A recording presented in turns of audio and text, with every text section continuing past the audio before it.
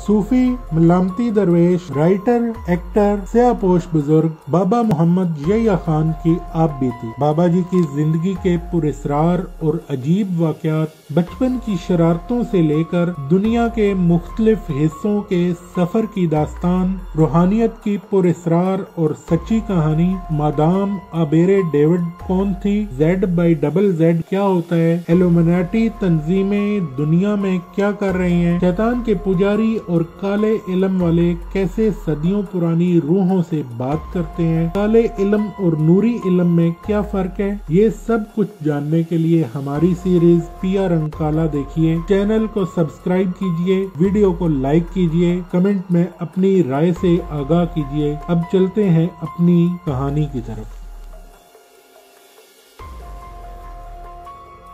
मैंने अब बाबे दी बेरी जाना छोड़ दिया था। कच्चे पक्के बेर वैसे भी गला खराब करते, बलगम और रेशा पैदा करते हैं। मुंह लेसदार लाभ से भर जाता है। बेरियों पे बंदरों की मानंद डाल डाल उछलना, फलांगना, कब्रों को अलांगना, यकदम मुझे ये सब कुछ बकवास और महज तज़ीए औकात बल्कि बहुत बड़ा गुनाह दिखाई देने लगा। अल्लाह किसी वक्त भी बंदे को हिदायत दे दे। अब मैं बड़े खुशबू खुजू के साथ शहीद बाबा के मज़ार पे जाने लगा। असलम से कता तल्लक के बाद पहली जुमरात जो मैं वहाँ पहुँचा तो देखा कमबख्त असलम भी सर पे रुमाल बांधे वहाँ मौजूद है। वो मेरे करीब भी आया, देखता भी रहा, पर तौबा कीजिए, जो एक बार नजर से उतर गया समझो के दिल से निकल गया। मैंने मुंह ना लगाया। अब जो देखा तो अगली जुमरात वो फिर वहाँ मौजूद था। मुझे खुड़क गई कि ये नदीदा इतनी आसानी से मेरा पल्ला पाक नहीं करेगा। मेरी सोबत में लूना मीठा खा चक कर वो भी इकाइयां बन चुका था, मगर मैं तो उसका गुरु था। गुरु और गुरबा हमेशा अपना एक गुर और एक दाव बचा कर रखते हैं ताकि कहीं इमरजेंसी में काम आए। और अगर ये दोनों हस्तियां ऐसी पॉलिसी इख्तियार न करें तो ये दुनिया कब की गुरुओं और गुरबाओं से मुकम्मल तौर पर खाली हो गई होती।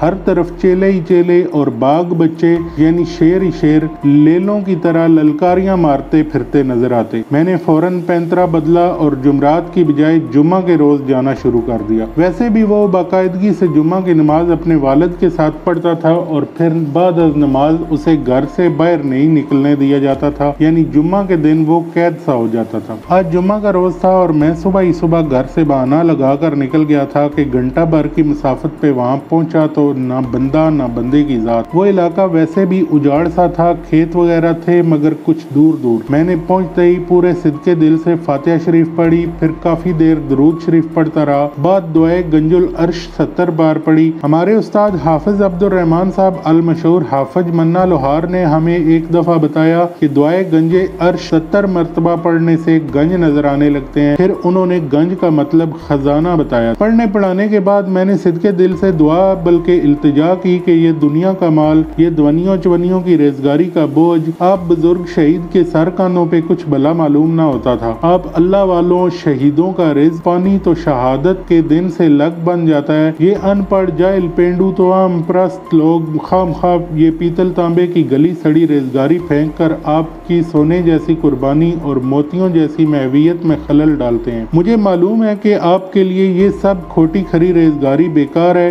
दी के काम न पुत्र के मतलब। आपने यकीनन चाहा होगा कि कोई तो हो जो मुझे इस मुसीबत से छुटकारा दिलाए। गो मैं अभी बच्चा हूँ मगर अपनी धुन का सच्चा हूँ। पीरों फकीरों शहीदों को सलाम करने और मानने वाला हूँ। शहीद बाबा यकीन फरमाएं कि मुझे कोई लालच नहीं, बस मेरे दिल में अल्लाह ने खुद ब खुद ये बात डाल दी है, या शायद आपकी ही दुआ कबूल हुई हो। मैंने अपने लालची दोस्त असलम को अलहदा कर दिया है क्योंकि वो बड़ा कमीना और मक्कार है। उधार लेकर वापस नहीं करता, फिल्में देखता है, चोरी चोरी सिगरेटों के सूटे भी लगाता है। उसकी आदतें अच्छी नहीं थी। मुझे पता है कि आप भी उसे अच्छा नहीं समझते थे।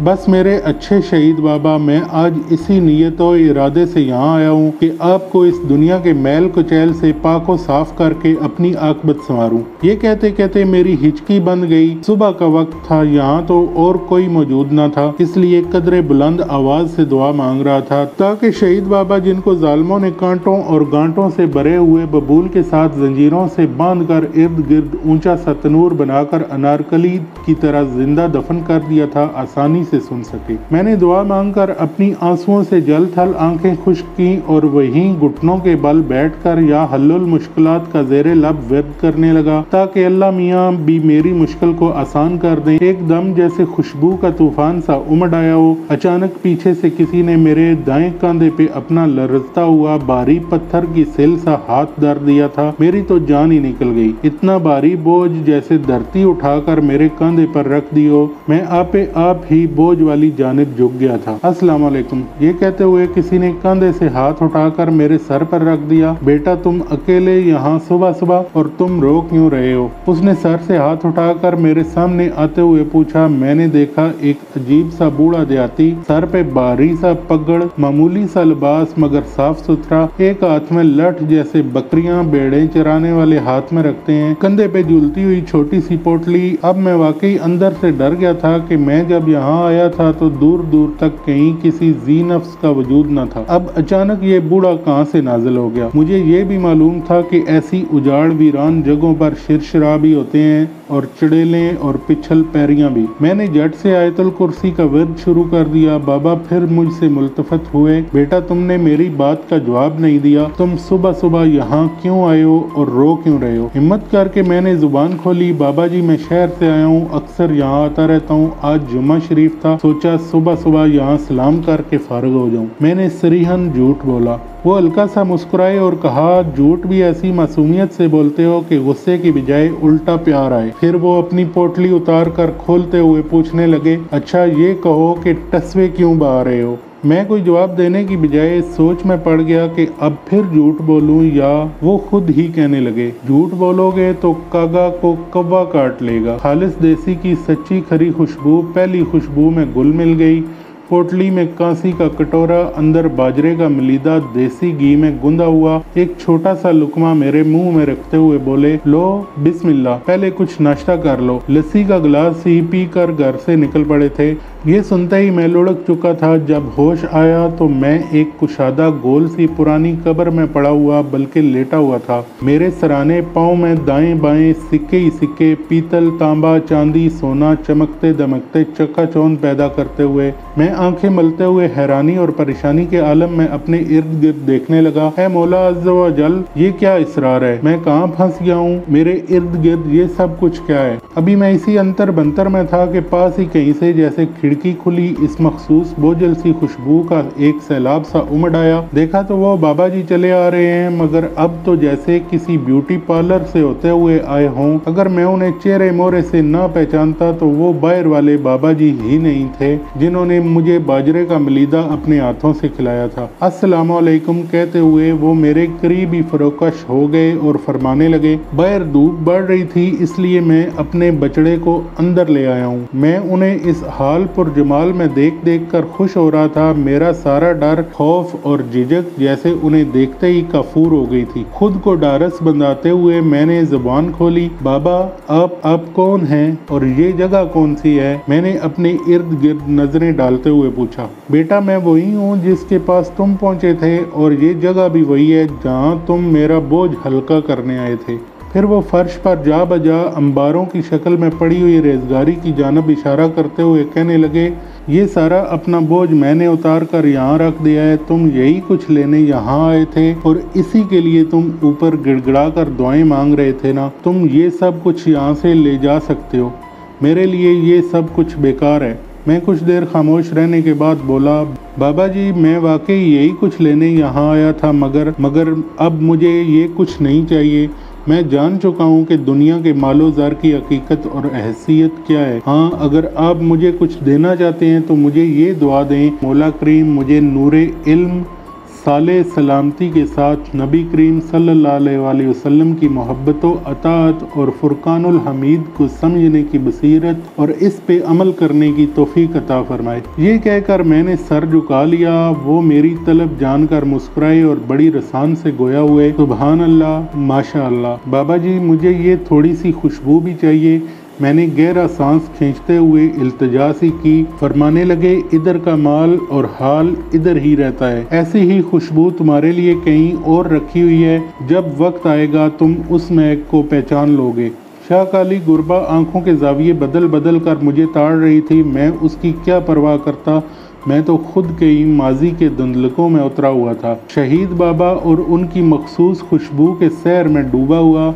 अब यहाँ पे मुझे शहीद बाबा की कही हुई वो बात भी याद आ गई कि तुम्हारी खुशबू कहीं और रखी हुई है, वक्त पे तुम उसे पहचान लोगे। ये अधखुले किवाड़ से बिल्कुल वही खुशबू छिन छिन कर बाहर आ रही है, यानी मैं उस खुशबू को पहचान कर लहलोट सा हो गया था। रब्बुल आलमीन के इस आलमे हस्तोबूद और इस लामहदूद कायनात में अरबों खरबों निज़ाम बेक वक्त अमल पजीर हैं। कुछ निज़ाम तो ऐसे हैं जो इंसानी दायरा इदराक और हद्दे फ़हम व शऊर में कभी आसानी और कभी दिक्कत से आ ही जाते हैं, और बहुत से ऐसे भी हैं जो इंसानी बसातो बिरते से कहीं मावरा होते हैं। हैवानात, जमादात, नबातात, फवाकियाहात, कुर्रतुत तराब, कुर्रतुल मा, कुर्रतुल हवा, कुर्रतुन नार, आसमान, बुरूज, सयार, अलूम अर्जी या सिफली, अलूम फल्की या अलवी, इस्तानत अजराम, रूहानी, आफाकी वगैरह, ये सब राज़-हाए कायनात हैं, और इसके अलावा जो कुछ भी है वो मावराए कायनात है।